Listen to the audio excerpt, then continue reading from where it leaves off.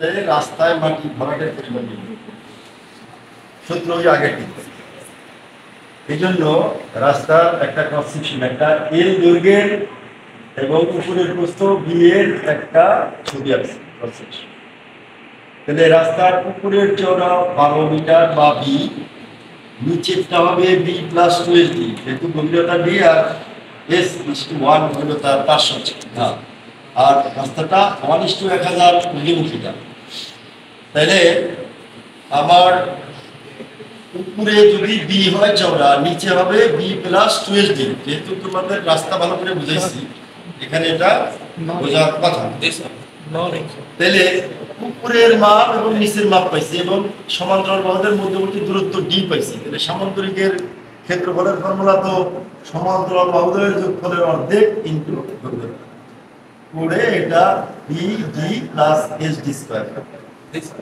এখন ঊর্ধ্বমুখী হওয়াতে রাস্তাটার এইখানে যা উঁচু হবে সেইখানে উচ্চতা একটু হইলেও বেশি বেশি। এটা বলে দিছে ঢাল, লম্বালম্বী ঢাল বা ঊর্ধ্বমুখী ঢাল 1000-এ 1, তার মানে 1000 মিটার উপরের দিকে গেলে 1 মিটার উপরে উঠবে।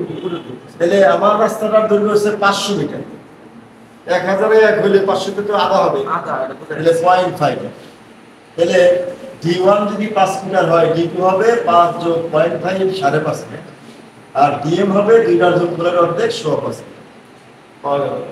এই তিনটা উচ্চতা দিয়ে তিনটা ক্ষেত্রফল পাইছে, যে BD1 SD1 স্কয়ার 12 ইনটু 5 যোগ 2 ইনটু 5 স্কয়ার 110 মিটার, 12 ইনটু 5 যোগ 2 ইনটু 5 স্কয়ার 118.5, 12 ইনটু 5.5 যোগ 2 ইনটু 5.5 স্কয়ার 126.5।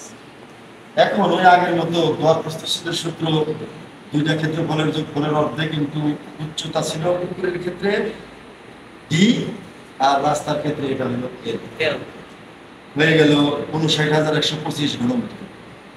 পিএইচবাইটার সূত্র জানি L/6, তাহলে 500/6 কিন্তু প্রথম ক্ষেত্রফল যোগ দ্বিতীয় ক্ষেত্রফল যোগ 4 ইনটু মধ্যের ক্ষেত্রফল সমান 59,228 ঘনমিটার। মধ্যপ্রস্থের সূত্র তো এম ইনটু এল, আগে ছিল ডি এখন এল। এম এর মান 118.15 আর ডি এল এর মান 559,062.5।